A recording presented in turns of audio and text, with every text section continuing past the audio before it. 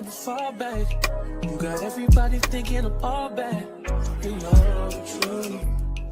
I was always holding you down. You down. Baby. What is this? What is girl? What is love? Love. What is love? You believe it if I told you.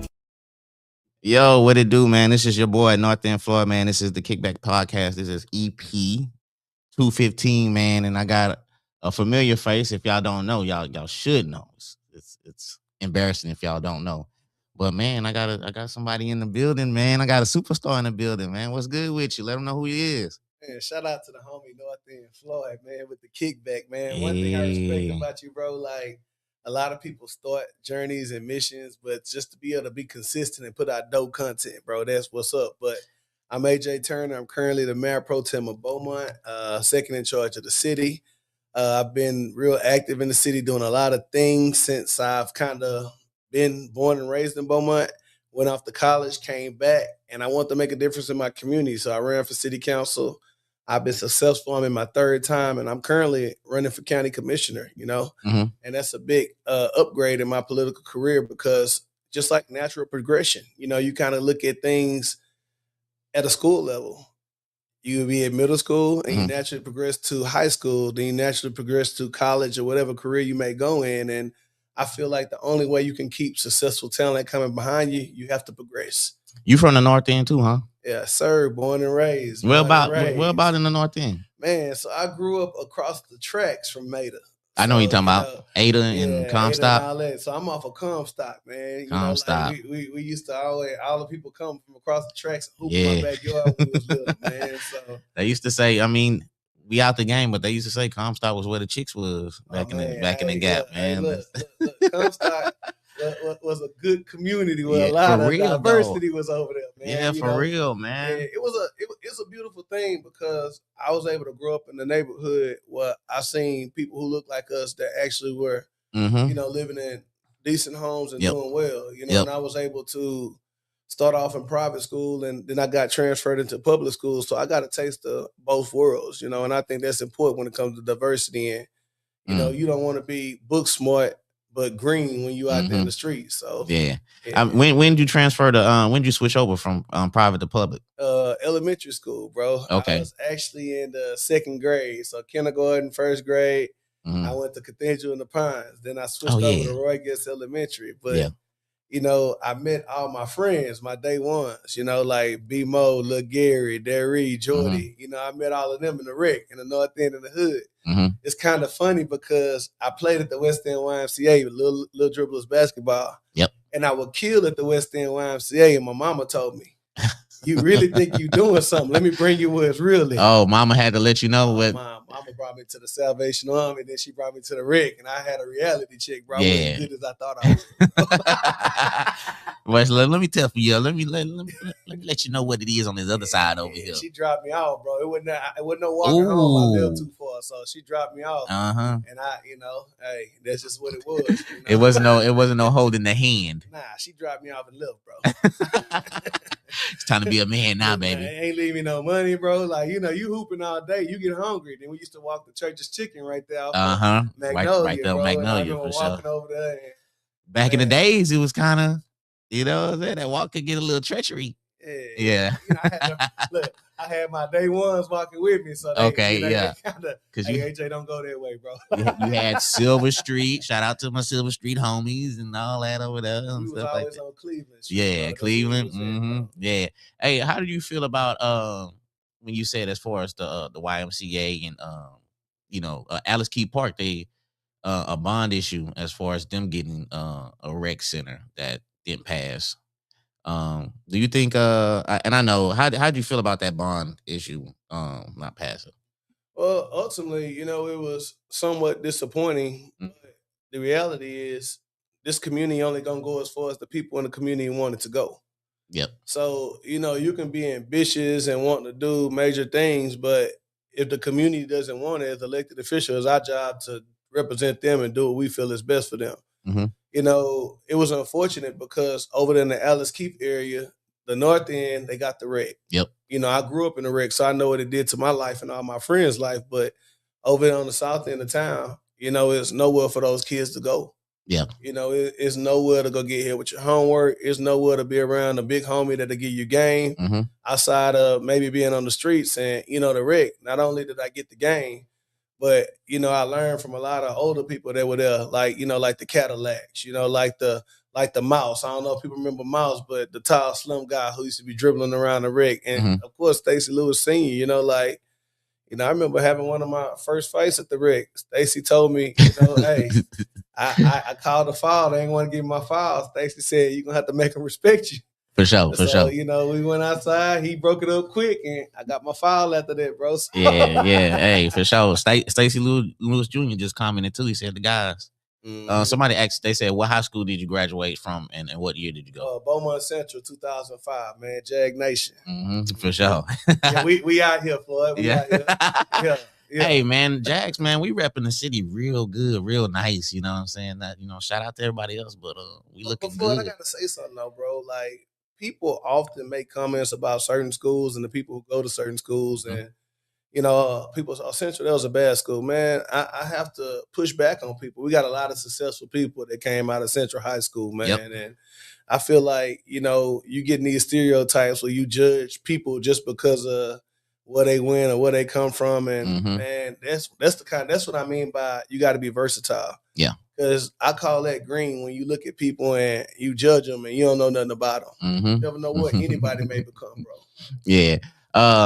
And as far as like well, I ain't gonna say that, but I was talking to a particular person, and I knew a lot of people that they went to school with. They went to Kelly, and I knew a lot of people that this person went to school with. Look, I seen the shock on his face, and I was like, man, you never know who people might know. You know how diversified somebody might be in this game or whatever. But yeah, man, as far as Central, man, when I went, man, Central was very diverse when I went, to be honest with you. It had a lot of whites. It had a lot of Mexicans. This was like 9-8, 9-4 to 9-8. But man, as far as being a bad school, I mean, I think as far as some schools, they are gonna put them on the news more than others. You know what I'm saying? Because every school has fights and stuff. It's just what school gets publicized more or whatever. But yeah, man, how'd you feel about Central getting torn down, man? And it was hurtful, just seeing the legacy. And I think that's one thing that's unfortunate in our community. You know how, these schools, the names change and you lose the legacy and the pride behind each school. And if you look at how the state handles these schools and forces these schools to have certain standards, and if you're not performing at this level, you close it down, you consistently erase that tradition in the communities, Yep. You got Charlton Poly, you got BCP, you got Hebert, then you got Central, you got Ozan. It's just all these different schools and genres of people. Imagine if we all went to the same school, what kind of pride would be behind our high school kids, whether it be sports, athletics, education. You will see a lot more spirit and people volunteering. But I think, when we keep changing these names, you lose that pride. Bro. Yeah. I mean, you see PNG and you see Needland and you see the tradition that they have. And you see the whole town just gravitate towards, what I'm saying, as far as like the football team going to state. And just Needland, I mean, they got a mid-county madness or mid-city madness or whatever. And just the culture that they have, bro. And like you said, man, if we keep changing these schools, man, there's no culture behind it. And I like my mom when she went to French. And I forgot about friends. Yeah. So y'all. Hey, man, I had to throw that out there for the French class, man. I be going back to school drive over there to Rick. Yeah, for sure, man. So shout out to French, but like my mom, and they still, French still be, they class reunions, so they still be doing their thing. And I'm like, damn, I'm saying, what if French was still here today? But as far as schools, you think we should go to one high school? Man, I honestly haven't put that much thought into it, bro. To be completely honest, I like to kind of stay in my lane, and I think that's something a lot of elected officials don't understand. My job right now is to run the city and make life better for residents, but I haven't paid as much attention to the school board because that's not my particular lane. Now, when people come to me and ask me to get engaged and get involved in something, I kind of study it before I speak on it. Even with the race I'm running for, like, the reason I'm running because a lot of people approach me and ask me to run for it. Yeah, It's not something I just jumped up and wanted to do on my own. Yeah, we go dive into that. We definitely gonna dive into that. How did you feel about the city manager retiring, making the announcement today? I know you probably already know, but as far as the public wise, well, to be completely honest, everybody in life wants to reach a place where they can retire. Mm-hmm. Our city manager came to Beaumont already retired. He actually came out of retirement to take the job in Beaumont because he seen potential in our city.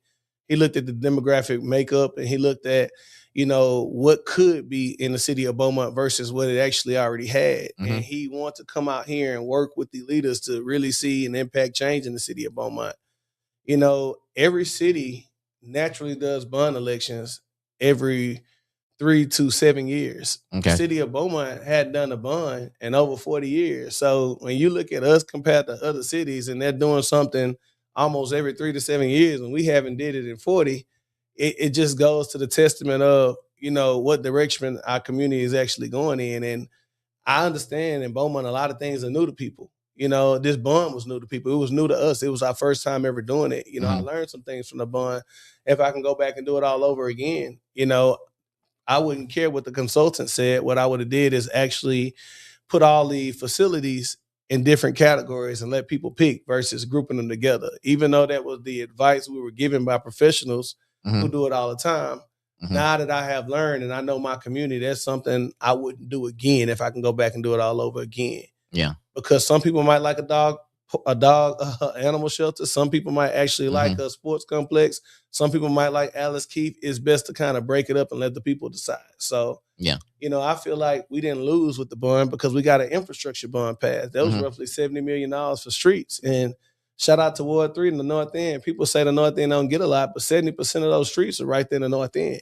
Yeah. So, that was a huge win for a side of town that actually needs some upgrades. It really needs some repair. And for the community to come out and pass that was huge. And another thing, 70% of the bonds in the state of Texas failed. 70%. So we were in the 30th percentile, one of the only cities who actually passed something on a bond proposition. Yeah. I think the economy tight right now, bro. It's just not good timing financially. You know what? I've been seeing as far as a lot of bonds. I seen one in San Antonio. They was trying to pass one as far as the downtown. They was trying to do something with the stadium or whatever. And you could look at the comments and a lot of people did not agree, did not want this bond to happen. So as far as you saying, as far as a lot of cities out there turning down a bond, like Southeast Texas, Beaumont wasn't just the only one.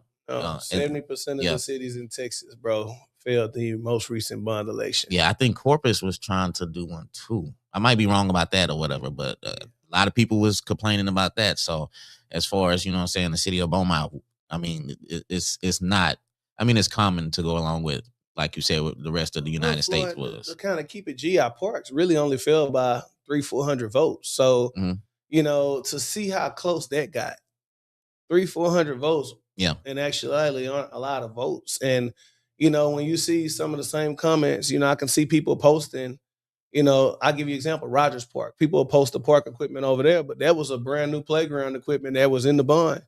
And, the voters voted against it. And, that's one of the things that's unfortunate, like the whole purpose of that bond when it came to the parks was to upgrade the parks that kids play at without having to pull money out of the budget because you want to make sure you keep the money in the budget just in case an emergency comes up or a natural disaster. So that's the main reason people do bonds is because you want to make sure your budget, which is your savings account, the money is there just in case the natural disaster comes. You have the money to get your city back up and running.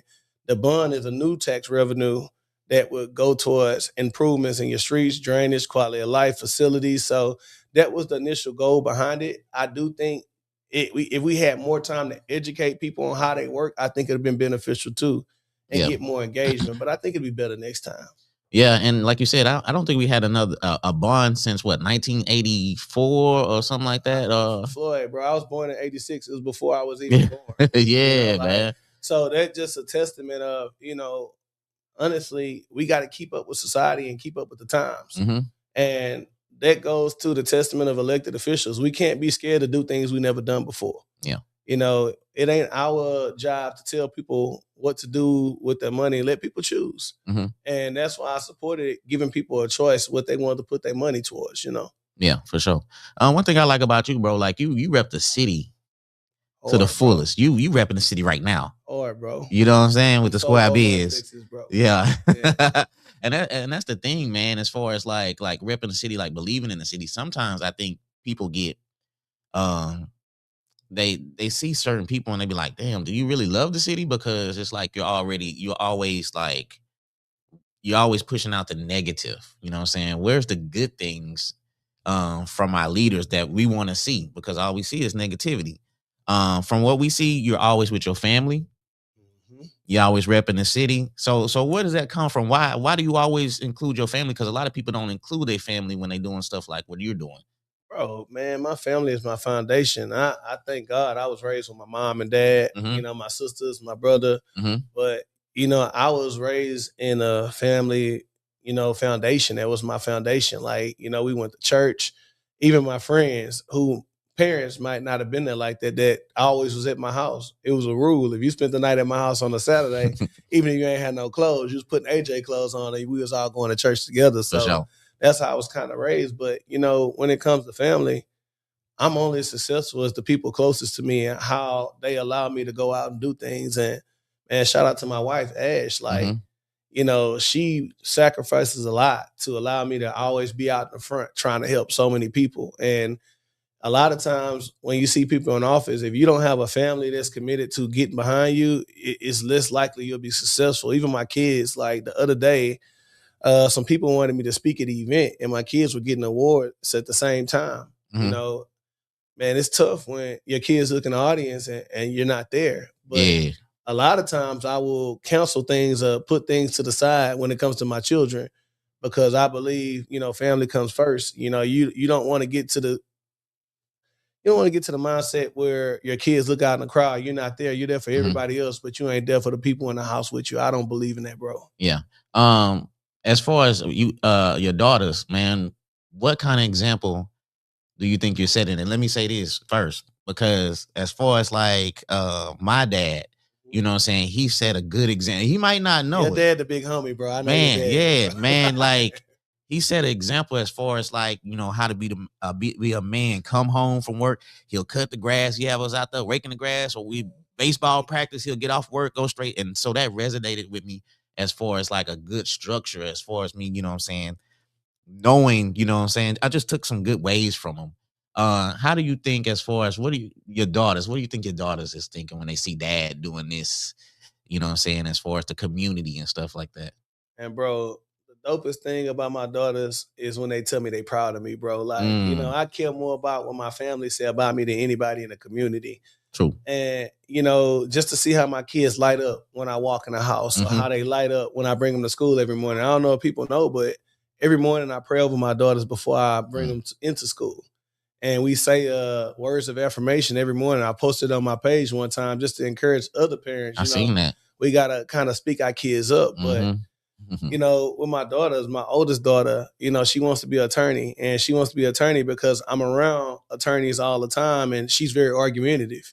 Okay. And I challenged her to look at what she want to do as far as her career, but look at salaries as well, because I want to educate her. If you're going to do something, make sure you do something to make you some bread. Yeah, for My sure. second oldest, she real caring. So I could see her being like a nurse practitioner or maybe a doctor or something like that. Yeah.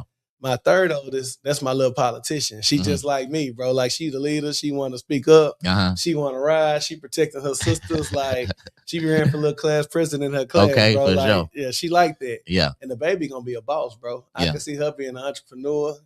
She always telling people what to do, Mhm. including me, bro. Like, Yeah. she bossy, bro. Like, yeah, she like that. Yeah, for sure, man. Hey, that's what's up. So what got you into like public service? What pushed you out there? Bro, know what's crazy? I've been doing it since I was in middle school. I Mhm. kind of always been a leader, whether it be on basketball teams, I was the captain. Okay. Whether it be a event, I was the one putting it together. Mhm. And I remember one night I was out, me and one of my day ones who's no longer with us, RIP A-Tone. Mhm. Like, I remember A-Tone telling me one day, AJ, bro, you a different kind of leader. A-Tone said, you gonna run the city, and not only run the city, he said, I could see you being like the governor or something like that. And I mean, bro, we was out at the club and he told me this. Yeah, for sure. Like, Yeah. we standing on the couch, Yeah, for like, sure. and he whispered, I'm like, bro, why do you think about that right now? Like, yeah. and the crazy thing about it is, bro, I ran for office and, man, I lost my boy. Like, A-Tone was shot. Mm-hmm. And to see A-Tone, be taken away from the city of Beaumont like that. And he was one of the realest in the city. Like, everybody loved him. He was literally my little brother. And to see him lose his life and me have to bury him, and he spoke life into what I would become. And the more and more I look at it is I'm inspired to reach those new levels that he spoke into me. Yeah. Man, the tongue is powerful. Yeah. Man, what you say about people, what you say about your city, what you say about your family, you can speak it into existence. And man, A-Tone spoke it into existence where I'm at today and where I'm going, because I don't plan on stopping here, bro. Yeah. I mean, you told me a while back, as far as like when you first started, and the goals is bigger. Yeah. And okay, so as far as councilman, like, what did you learn? You've been councilman for about 4. Man, actually 5.5, right at 5 years, bro. Okay, okay. Right at 5 years. 6 would be the next election that comes. And I'm actually going, when they get to 2027, and I'm gonna be here to 2027. That'll be year 6. So yeah. So what did you learn from that, jumping into that? Man, one of the biggest things I learned is you have to understand the levels of government and the amount of power you have. The city of Beaumont is a city manager form of government. That means the city council oversees the city manager. We don't run the city. The city manager runs the city. So I learned very quickly, in order to get things done, it's all about your relationship with the city manager who actually runs the show. A lot of people in office, we flex like we can do things we can't do. Yeah. It don't work that way, bro. Like, and I'm not one of, I don't care for flexing. A city council member, nor a mayor, has the power to go in and tell an employee or anybody what to do. We have the power to give the city manager instructions. And as one person, we can't give the city manager instructions on what to do. It takes 4 or more of us to get something done at the city level. And I realized, bro, like, I looked at the leadership in the city of Beaumont, and I looked at the demographics and the age, and we didn't have anybody that was a younger person or professional actually in the role. And when it comes to making decisions as far as what you want your community to look like, what business you want to come to this community, what things you want implemented, how you want to treat people, you got to have a diverse group of people to make those decisions. And sometimes if you have nobody at the table, you own the table. Yeah, for sure. So it's good to have a seat at the table. And I was able to get into the budget. Like, we have a $300 million budget, and I'm able to allocate funds and be one of the people to the directions on where that money is going. I was able to help minimum wage in the city of Beaumont for employees go from $7.33 an hour to $15 an hour. I remember first getting on council, like, man, how you expect these people to go out and make a living and provide for their family off $7 an hour? Yeah. And we on trajectory to get it to $17 an hour. So, but that all came from a push. Yeah. That's one thing I was real proud of. Like, you got to treat people right and take care of them. Is that the biggest misconception as far as like people thinking that y'all run the city? Like the councilmen's is like y'all can make that happen just like that? Oh, bro, that's a huge misconception, bro, because a lot of people make it seem that way. And I believe in shooting it straight and keeping it real. Like, right now in the city council, man, we make $586 roughly every 2 weeks. And you can make less depending on what all allowances or insurance you may have coming out. And people think we make a whole bunch of money. Yeah. But we don't, bro. Like, I had to explain that to somebody one time. A lot of people think we make that. We make less than $24,000 a year. Like, literally, there's no way you could be a city councilman full-time only and provide and take care of your family. So we almost all have to be entrepreneurs or have a job that has the flexibility to allow us to attend these meetings, attend these events, and go places. Me personally, I don't think it was designed, unfortunately, in my opinion, I don't think it was designed for the everyday working person. Yeah. I think whoever created the system a long time ago is created for people who are already financially stable, who didn't need the money. That's what I be thinking, because I mean, the meetings is 1:30 on a Tuesday. On a Tuesday, bro. So imagine if you got to work 8 to 5, what job gonna let you off every Tuesday? Exactly. And if you want to, like, if you need to address the council, now you probably got to take off from work and go address them. And like you said, a lot of people are money tied, so you can't really just take that day off like you want to. you know, and address the council for what, 3 minutes? Yeah, you get 3 minutes, bro. Yeah, And then some council members want to limit what you can say in 3 minutes. And I'm like, oh, nah, I ain't supporting that, bro. Let me tell you why. If people took off work to come, I'm finna control what you say. Like, I don't believe in dictatorships, bro. I believe in partnerships, and I don't support anything that comes to any form of a dictatorship. We were here to serve the people and listen to the people and help the people. And you trying to control what they say at the mic, bro. Like, what you really here for if you don't want to listen to the people that you represent? It makes no sense to me. Yeah. Do you think, as far as your experience now as a city councilman, that's prepared you now to run for commissioner? Bro, absolutely, man. You know, the budget I manage right now in the city is larger than the budget that I would actually be managing at that county level. Even in the private sector, you know, I've supervised up to 100 employees at one time. And, you know, as the county commissioner, I would have roughly around 25 employees directly under me. So I've managed bigger teams. I managed larger budgets. As far as things I've got done, let me give you an example. It's a TERS district in the city of Beaumont. I led in creating a TERS district, and that's a tax reinvestment zone. And that first year it generated $1.7 million. That money was able to be allocated towards street improvements, you know, quality of life improvements. And the county had the same opportunity to do these type of districts, but it hasn't been implemented. You know, even when it comes to neighborhood associations, you know, even in the North End, it's a little passionate for me. The North End didn't have a neighborhood association when I first got on council. Yeah. I got with the community and formed a neighborhood association. And a county commissioner really oversees the rural parts of the outskirts of Beaumont. We have Beaumont, which is the north and south end, but the office is in the Cheek. That's the rural area. Okay. So Cheek, Hildebrandt, and Fournette is mainly where, you know, the roads are done and the maintenance is done out there in that area. And it's extremely important that you kind of get out there to the people that you want to represent. Right now, just for me being out there knocking on doors, man, those people don't even have a neighborhood association. They don't have, you know, regular communication. You know, like I kind of think with elected officials, you get to a point where if you can't engage on social media, you can't come on podcasts, you can't go live, you can't educate them on what's going on, you can't ask them what they want. If you get to that point, what you there for, bro? Like, because ultimately it's about listening to the people. You know, if you can't listen to the people and help them solve problems, I don't think you would be an effective elected official. Is Keith Road part of what you cover as far as commissioner? Well, pretty much the whole entire Ward 3.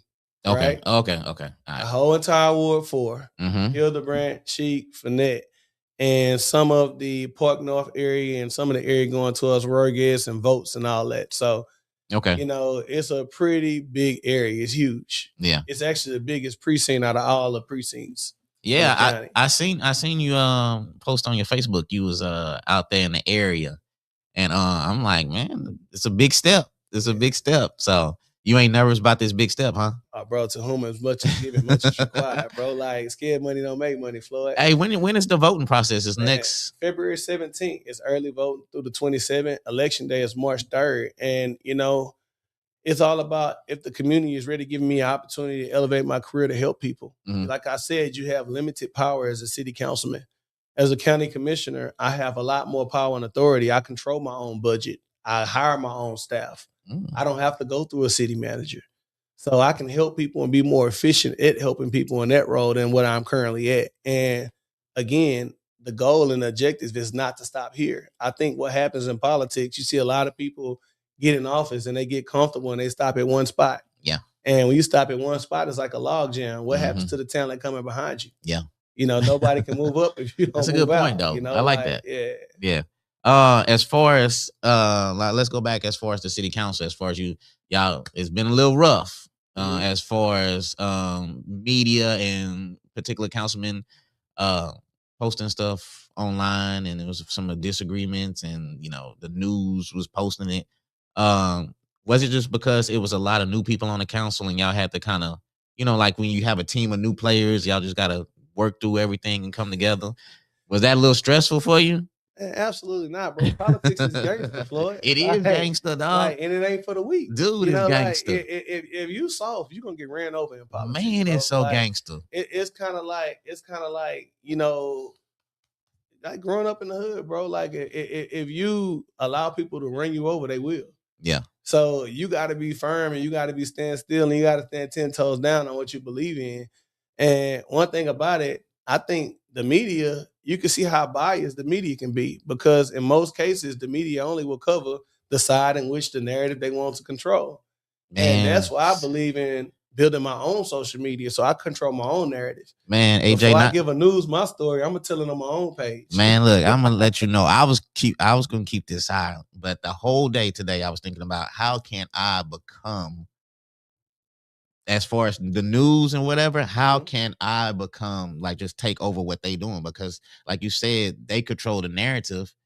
And I don't think they paint the whole picture as far as particular communities and people that are doing things in the community. It seems like, I know controversy sells, but I was like, man, how can I become like as far as the information station, as far as what people need to know? And I've just been thinking about that all day, how I can generate to become the news Floyd, media. but bro, you already doing it on the cool, bro. Like, because look right now, you got more people viewing the show than some of the people that view the mess in the media. And, Mhm, and one thing about me with these reporters, you got one time to screw me over. mhm. You'll never get another interview for me. Yeah. And if more elected officials stood 10 toes like that, they wouldn't be able to defend these narratives and tell all these lies and do things that ain't true.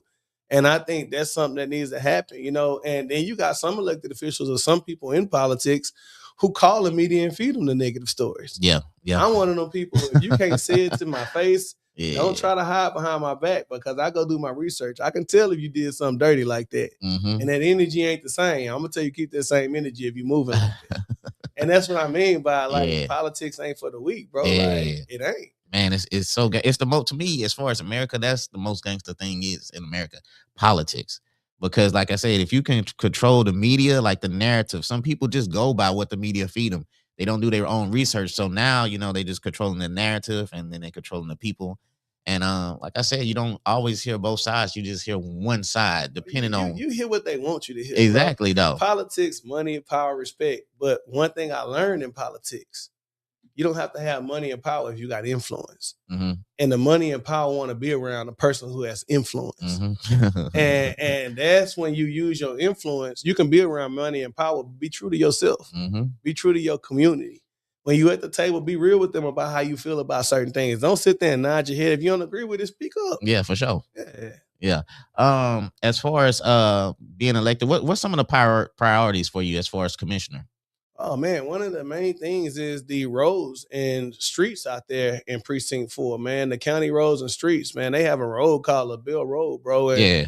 I'm gonna drop a video soon because I wrote it, and I just want people to see these are the conditions these people are living in. And let's just say, imagine if Washington Boulevard had a lot of holes and potholes, and that's one of your main thoroughfares, right? Mm-hmm. Yeah. So LaBelle Road is one of their main thoroughfares, and bro, if you went out there, Floyd, bro, you would say there's no way those people are supposed to be able to actually live and work and ride on roads like that. And my opponent, I respect him, but he's been there for 24 years, bro. And in 24 years, you haven't really made any attempt to address those needs, bro. Maybe that's why those people came to me and asked me to run for this position. So roads and drainage, bro. Another thing is parks, like quality of life. In the city of Beaumont, in 4 years, I was able to lead and investing and improving over 10 parks. Mm-hmm. That current precinct has less than 5 parks, and they're not even getting park improvements. So if I can do it in 4 years, improve over 10 parks, and my opponent has been there for 24 years and the parks haven't been improved at all, I understand why those residents are coming to me asking me to run. Another thing is, work environment, bro. Like, it's not just the residents, but employees and past employees, as well as county people, are coming to me about how they're being talked to, how they're being treated, how they're being, disrespected. And one thing a lot of people will say, well, they ain't got nothing to do with me. Long as you treat me good, I'm good. Man, I'm not like that, bro. Yeah. I'm one of them people that I believe in, man, injustice to somewhere else is injustice everywhere. And if you one of these people that know something going wrong and you choose to do nothing, you just as weak as the person doing it. Yeah. So sure. That's why I'm just not with that, bro. Like, when you hear how people feel, how they're being talked to, how they're being treated, and to do nothing, like I said, you just as weak as the person that's doing it if you won't do nothing about it. Yeah. Throughout the time that I've known you, you always been giving back to the community. What are some things as far why haven't you started your own nonprofit? I mean, you do so many charities, you had so many events. Have you ever thought about doing your own nonprofit? Well, not my own nonprofit, because I believe in sowing my seeds in the nonprofits that already exist. Mhm. You know, like I give you an example. I'm always buying ads. I'm always donating. I send money to little league teams. Mhm. I'm always sowing seeds. But one thing I do want to implement if I become county commissioner, I want to start a gala for parks. So Okay. I would raise money to upgrade parks from the private sector, where it be some of these businesses, residents who want to donate and beautify the community. Mhm. You can do new revenue opportunities like Parks Gala, raise the money and improve your parks. Another thing you can do is infrastructure galas. Like you can do different events and things to raise revenue to put back into the community. And as an elected official, that's what I mean by influence. Mhm. You got to use your influence to bring the money to the table to make the community better. Yeah. And those are things I have learned very quickly. You know, like what's the point of being there if you're not going to use your influence? Yeah. Like you said, man, and I think a lot of people had to get used to social media because a lot of council members in the past, they wasn't used to as far as addressing social media. I think there was one particular one. I'm gonna say his name, Mike Getz. He was always on social media. Like if you had an issue, that's who you can go to. And it was some people that was little reluctant as far as using the technology that is presented as far as social media to reach the people. And I think now that's a thing now, and you still have some like you said, are reluctant to use social media to reach the people. And that's really how a lot of people like interact now. You know what I'm saying? Bro, So there's nothing wrong with using social media to engage with your people, mhm, but just keep it G on what you can do while you're engaging with them. mhm, You know, if you can't do something, don't gas the people up and make them believe you can do something that you can't do. And I think that's one of the things with social media is dangerous because a lot of people can put out misleading information and confuse people who just simply don't know. And I think that's a big issue when it comes to social media, man. Like I go live and answer questions like during the bond process. mhm, yeah, I would go live and just take random questions. I'm not trying to fill them out because, you know, it's authentic for me. You know, I'm not trying to make anybody believe. I'm not trying to sell something to somebody. You just got to be real. And I think that's what politics is missing. That's why people ain't voting because the politicians mhm, they're not real no more, bro. yeah, They just want likes and clicks and they want to say what people want to hear. And I think that's why people aren't voting no more. We're not giving them something to vote for. yeah. I think a lot of people, with what's going on with the White House and the interaction, what's going on with that. A lot of to me personally, I think as far as local government and elections is way more important because now you can really elect and put in a person that you see that's out there that's making a difference. I know the president, I mean, he holds a big title, but like you said, as far as commissioner, councilman, um, state representatives, even your mayor, I think that is all important because you see this person and you can tell like if they're really doing things for your community. You can see that. Mm-hmm. How can this has been an Mm-hmm. ongoing question? How Uh-oh. can we get people to vote? Because it's been a lot of different things that we have tried, but the numbers are still the same. So, I mean, do you have any kind of ways that like innovative ways that we could get people to go out there and vote and let them understand? Floyd, one of the dopest questions you just asked me is how we get people to vote and the numbers are still the same. I gotta push back on the people who feel that way because Mm-hmm. I'll give you an example. You can look at my last 3 election cycles. Like Oh one yeah. time I got 9,214 votes, and nobody at the city council level has ever received that magnitude of votes. And the reason I feel like I get them is because I'm the same person I am in every room I go in. Mm-hmm. Whether I be at, let's just say I can go to a bar with my wife or my friends. I can go to church. I can go to a gala. I can go to the hood at the rec. I'm the same person every room I go in. And until people start being true to themselves, you won't see people come out and vote for them in real numbers. And Okay. when people start being real and politics start to get back Mm-hmm. to where people can go around everybody, Yeah. like you can't expect to represent people and you won't even go around them. Yeah. You can't expect to run for a position and represent a whole city when you won't go in a certain community. Mm. It don't work that way, bro. And again, I go back to saying you got to give people a reason to vote for you. Like young people, I go to high schools. I'm at the college. I just registered 130 students in college last week to vote. Mm-hmm. And the reason I did that is because you got to stay engaged with everybody, bro. You got to be engaged with the kids all the way up to your seasoned citizens. And bro, that's why I look at myself right now. I'm in a pivotal point in my political career where I'm a connector. Mm-hmm. I'm somebody who can work with young people all the way up to our seniors, and we need more connectors, bro. Yeah, I mean, hey, man, that was a great response. To be honest with you, I think, like you said, man, if it's the right person, then people are gonna go out there and vote and support, and you just have to be true to yourself. And like you said, I think a lot of times, because I interviewed a lot of people like way back in the gap, and they were all repeating the same thing. You know, like I think it was like maybe 4 years ago, I was having everybody on the show. Diplomatic answer, bro. Man, it was so diplomatic, and I was like, golly, like I don't know if I want you on the show because I know you're not gonna be yourself, like, and I think that's the thing, man. It's just nobody's organic with what they doing. Let me give you an example, bro. This is what I mean by diplomatic. I'm not at city council. I come in here with a full suit on to do an interview with the homie.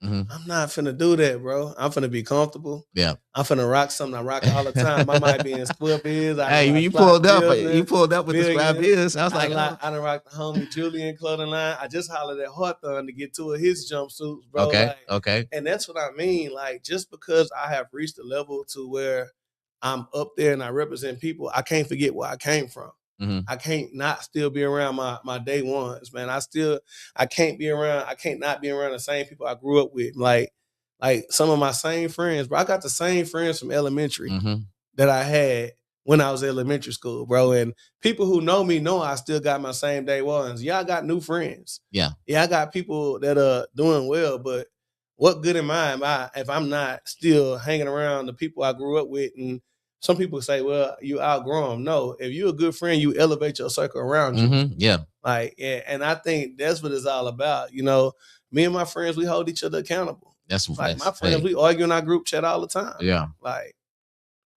and that's what it is. As far as Stacy, I see Stacy running. Come on, Stacy, run them questions, bro. Let's not beat around the bush. Boy, one thing you know about me, I ain't scared to answer no questions. You know, hey, you know who I'm waiting for?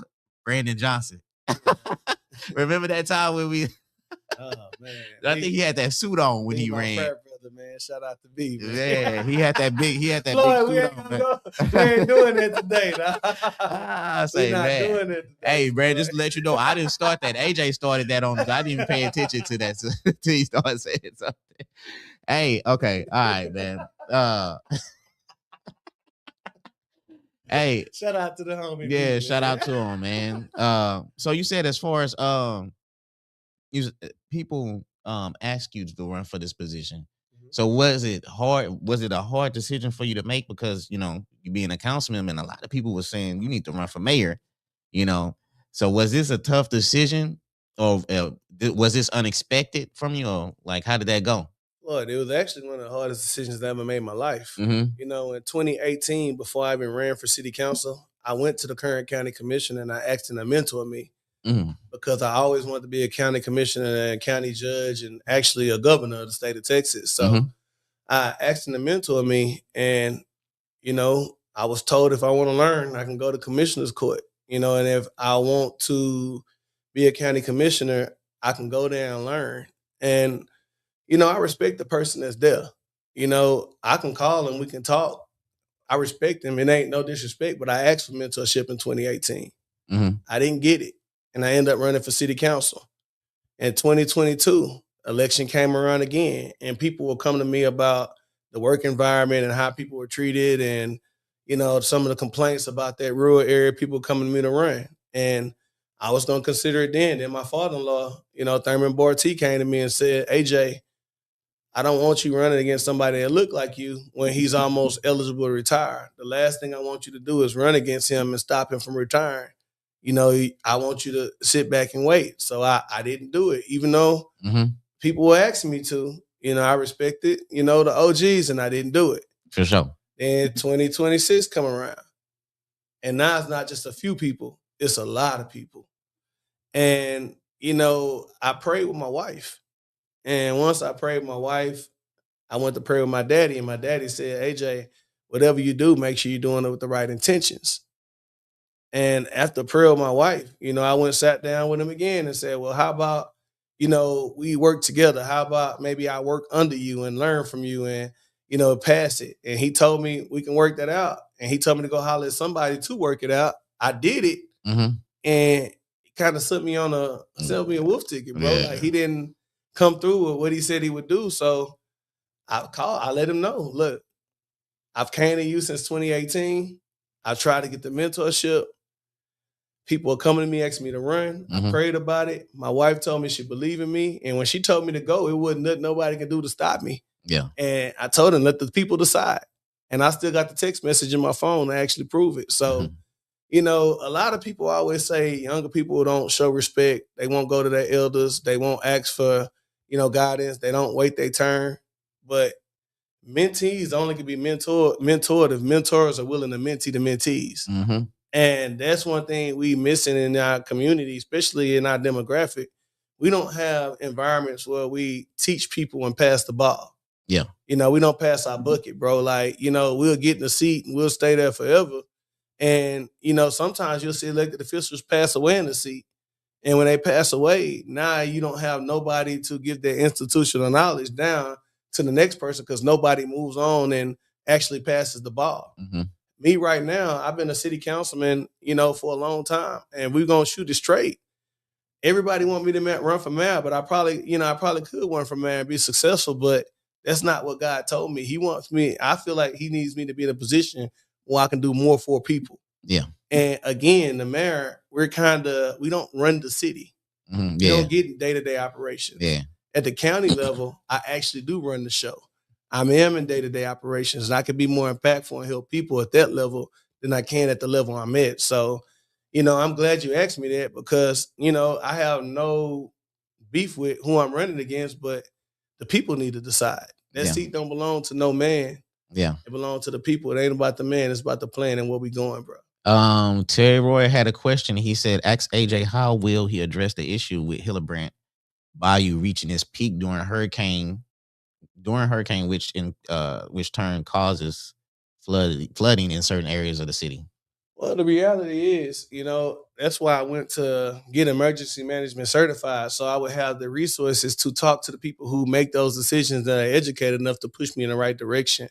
So right now, one of the biggest things is bringing the resources to the community where we can make the best decisions to impact the community. We need to bring the experts here that can actually advise us. And just because you bring them in, I mean you have to pay them. With me being emergency management certified, I have the relationships with the people on the level who can help us make better decisions. It's all about where you let water flow to. You got to figure out ways to get water to flow to bigger bodies of water versus flowing to where it has no revenue, nowhere else to go, and it actually flows out into people's home. It's all about a strategic plan and what direction you want water to flow in. And sometimes with a natural disaster, we just got to be honest. When we have some of these natural disasters, that's some of the biggest disasters that we had in the world. Some natural disasters from God you just can't control. Yeah, that's true. But you want to make sure you have the most resources in place to protect the community from that. You know, I want to create a Know Your Zone program where all our senior citizens and our kids, we know exactly where they are. When we know a storm is coming, we get to them first. Too many people were caught in their houses stuck. And as a leader, you got to make sure you address the most elderly people in their community and the youngest people in their community. You got to address the people who need us the most. So I want to make sure we have strategic plans in place to address them because even in the rural areas, they don't have a fire department, bro. Yeah. It's a volunteer fire department. So it's important for whoever is in leadership in that particular community to have plans in place to protect those citizens, especially the ones who can't protect themselves. Yeah, that's true. Now, as far as that was going to be like one of my questions is, what does good leadership look like to you? I know you kind of explained it and stuff like that. But as far as when you asked him in 2018, did you feel right there that wasn't good leadership on his part as far as like, you know, seeing somebody up and coming and be like, okay, yeah, let me, or was you think he just feared that you was just going to take his spot? Well, I can't really speak for him, but I'll give you an example of what good leadership looks like to me. I'm going to use David Moore. I'm going to use Zena Stevens. Before I got into politics, I went to both of them as well. They didn't push me away, but what David Moore did is when I ran for city council, he taught me these are the things you shouldn't do. This is how you should dress. These are the things you shouldn't say. Here's the budget. These are the things that's important in the budget. This is the way you can be effective in city council. You can't go tell a city employee what to do. You can't direct the city manager what to do. you got to have a good relationship with the city manager, because your relationship with the city manager would dictate how successful you are as a city council member. Zena, I've had these issues, AJ. This is what you don't do. Mhm. And the difference between, that particular relationship when I went to them, it's not just me calling them. Zena and David both called me. Mhm. And sorry, respect to the sheriff, Miss Stevens, but we're very close. So that's why I do address it like that. But that's what I mean by mentorship. Like I use Joseph Trahan, for example. Mhm. He came to me and said, AJ, I want to run for city council. I didn't tell him come to the meetings and learn. What I did is I started educating him on this the way the budget works. These are some of the committees you might want to look forward to. This is a strategic plan, 5-year, 10-year, 15-year. This is how the bond process is working. LaShawn Proctor, AJ, I want to run for city council. Okay, it's a police advisory committee. Let me appoint you to this so you see the inner workings of how police officers actually conduct work. Let me appoint you to the charter committee so you can actually see how the inner workings of the city charter, that's like our Bible that we got to abide by. Let me let you make sure you understand the rules. And I feel like when it comes to mentorship, sometimes you can mentor people that you actually younger than. Mhm. It's all about you releasing the information you have to the person that may come behind you. I don't look at people who may want to do the same job as me as a threat. I feel like if you mentor your mentee and your mentee becomes better than you, the mentor, you actually did your job. Yeah, I don't know if Brandon Johnson actually said, ask AJ who can fix the water department. I don't know if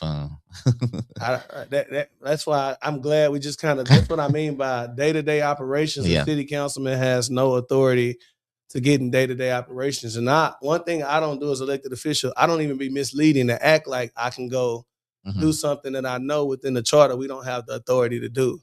Now, you can't push a city manager to do things. You can push a city manager to do things. And if the city manager doesn't follow the rules and do the things you need them to do, you can push to actually fire the city manager. So you can continue to fire city managers and find one until you get the things that you want impacted and changed. But I kind of feel like, it takes in unison 4 people to push for a change. And one thing I want to say about the water department, similar to the police department, I want guys to think about this for a second. Every time people may call the water department or the police department, 9 times out of 10, it might be a problem they calling them with. So understand, like me being an elected official, I put myself out for this, but I can be at dinner with my wife and people come up to me talking about a drainage issue. I could be in a grocery store with my kids and people will hold me up on an aisle talking about something they want to change or something they want to be better. We put ourselves out there and we deal with people face to face all the time. But even in church, me and my wife don't even drive the same vehicle to church because she know after church, people gonna ask me questions and they be ready to go home or go to the restaurant and eat. Yeah. And people get so caught up in what they want personally, sometimes they forget the people that they want things from are humans too. So, do the water, can the water department improve? Absolutely. But understand, every time them people answer the phone, they probably dealing with somebody who had an attitude. I've even heard people cussing the people out at the water department on the phone. Yeah, I know they probably did it, dog. So like, but again, that's the job they signed up for. But I think we should have more humility, when we deal with one another and respect for one another. Like, and do I think things could be better? Absolutely. But I also think we need to have more humility how we deal with each other, because I've even emailed to help with some issues with the water department to put him in a communication with who you need to communicate with. And if you want things to change, sometimes it's good to come to city council and speak up. But you understand, attacking always ain't the best way to get things done. I learned that too, being an elected official. Like, building these relationships, talking to people who may have a different perspective as you, that's just as much as impactful than always attacking and fighting. Yeah.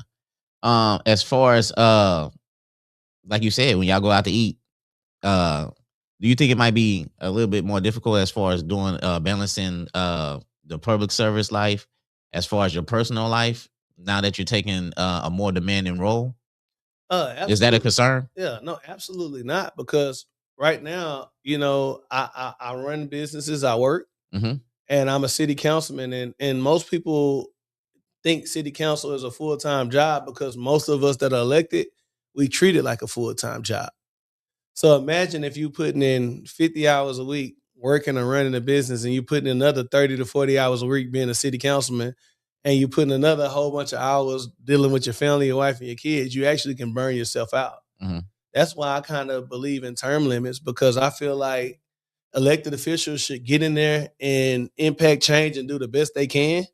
And once they give everything they can and produce new ideas and fresh perspectives, teach the next person behind you passion and let new energy come in, because you can burn out, being an elected official. I've seen people come in with good energy and extremely positive, and then 6 years later, I seen them cussing out people, talking crazy to people because they burnt out, bro. Yeah. Like, because every time we deal with a lot of people, we rarely get praise. Mm-hmm. We're often always attacked, and that's not easy. Yeah. It's not easy at all. I know we talked about it a little. We kind of dived in it a little bit, but as far as getting young people more involved in local government, like you said, you went to Lamar, you got a lot of people registered, and you've been doing that.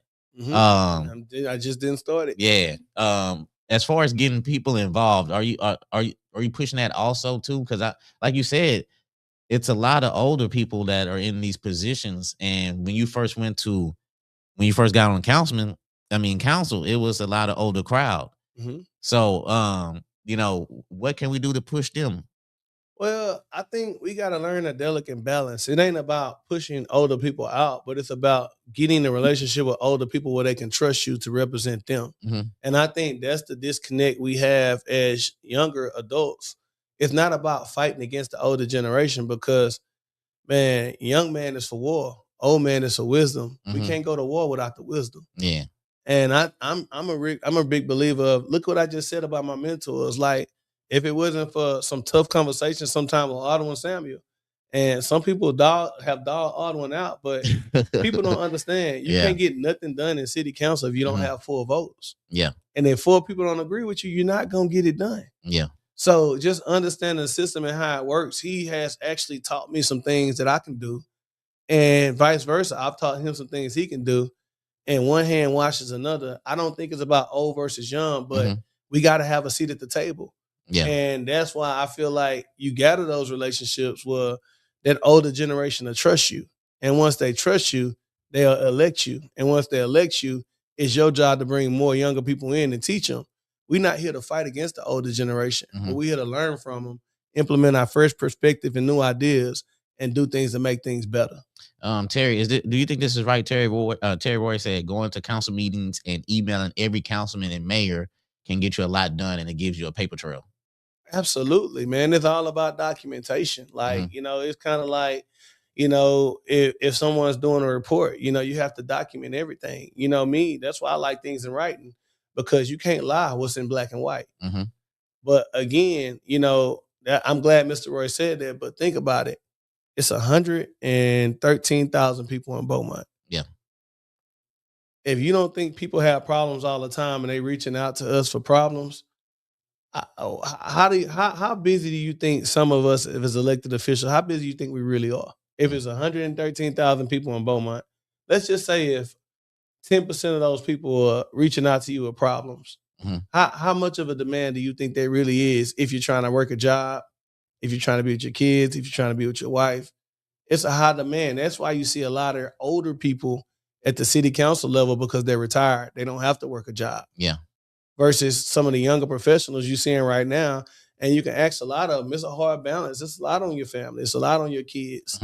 So I understand why in the past it's been a lot of older people in office, because being retired and being able to focus on taking care of your community means a lot, versus trying to balance work or business, your kids, your wife or your husband, your jobs.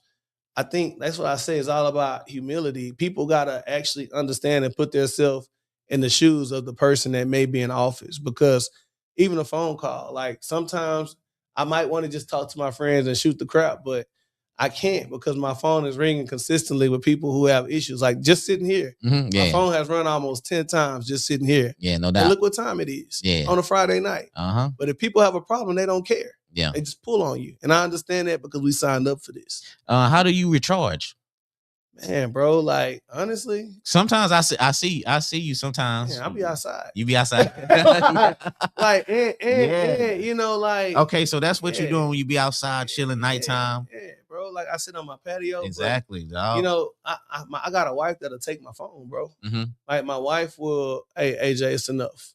Or AJ, it's time to shut it down. Mm-hmm. AJ, you helped as many people as you're gonna help today. You stopping today. Mm-hmm. And just the level of respect I have for my wife, because she can tell mentally when I'm drained. Yeah, for sure. She can tell when I'm tired. Yeah. She might book us she might book some tickets at a concert. Like Mhm. my wife, the type of person, AJ, this Saturday we going to see Jeezy. Okay. Get dressed, we Yeah. going. Whatever Yeah. you got going, cancel it. Yeah. Or this Saturday we going to see a live band. Mm-hmm. This is what we're doing.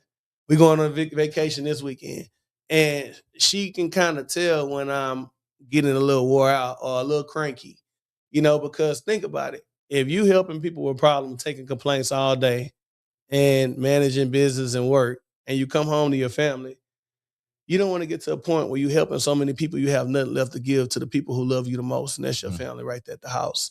And sometimes politics can do that to you if you let it. Yeah, no doubt, man. You know, I appreciate you coming on here as far as, you know, being on a Friday. And like I said, your phone been ringing off the chain and stuff like that. So for you to take the time out, come on the show, man, I appreciate it. Man, bro, you know it then, Florida, bro. Like, what I look like turning the homie down, bro. Like, hey. and I just wanted to be real, bro, because too often, you know, elected officials, everything is diplomatic, bro. Show people who you are. Open the curtain up. Yeah. You know, open the curtain up. Yeah. People respect you more, man. They feel more attached to you when you do that. You know? But as far as my last question before we get out of here, man, and before I want to say, if y'all missed any of what we talked about, because somebody mentioned direct, you can go back on YouTube, you can watch this, and you can listen to the show on Apple Podcasts, Spotify, iHeartRadio, whatever a podcast is on, you can listen to it back on there. But as far as your legacy, what kind of legacy are you trying to build for yourself, and or what kind of legacy are you trying to leave behind? Bro, it's all about making the things in life that you are a part of better than it was before you were there. It's about your reputation, how you treat people, how you make people feel when you're around them, how you love on people, how you care for people. Are you there when they need you? Everybody there when you up, but who there when you down? Mm-hmm. And that's the person I want to be. I'm in the middle of a campaign. One of my best friends been going through something. Bro, I'm out putting out signs at nighttime with my earpiece in, listening to him about what he going through, because I'm my brother's keeper. Yeah. And you got to be true to yourself. And one thing I want to do is be real and authentic. You know, I don't want people to say, man, AJ different in every room he go. That ain't true. I'm gonna be the same person in every room I go in. Mm-hmm.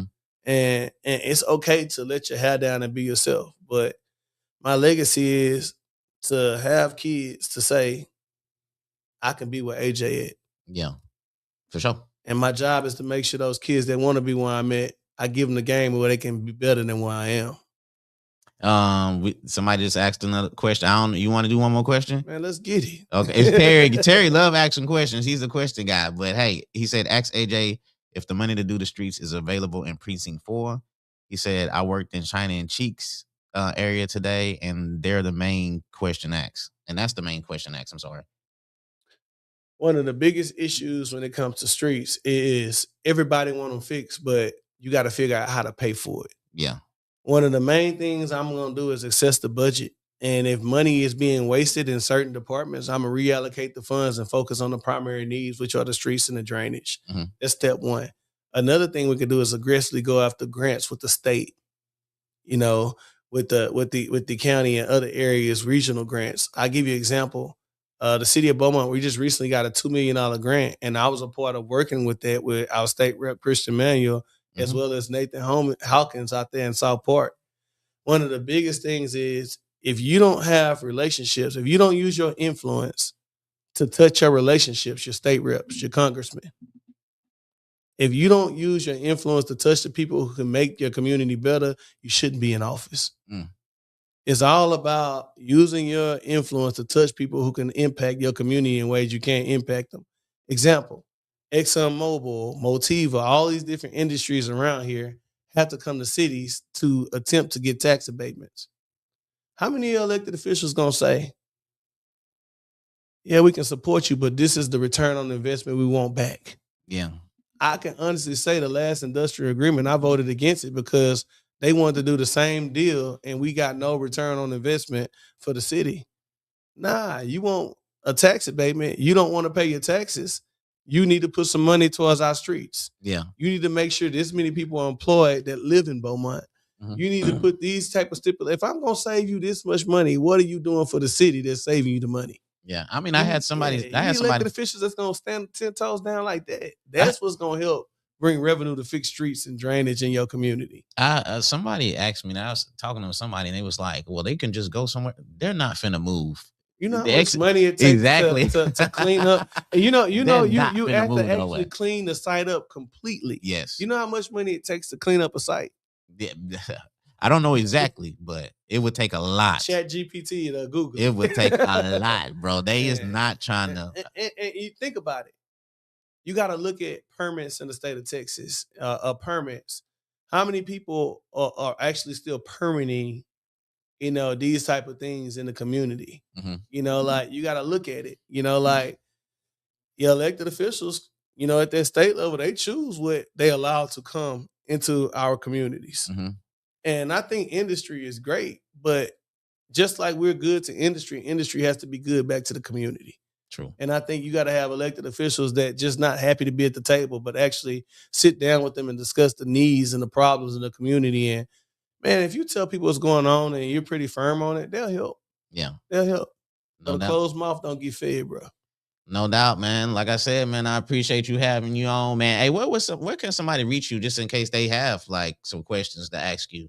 Man, I'm everywhere. Yeah. but my website is voteajturner.com. Yeah. I'm always active on social media.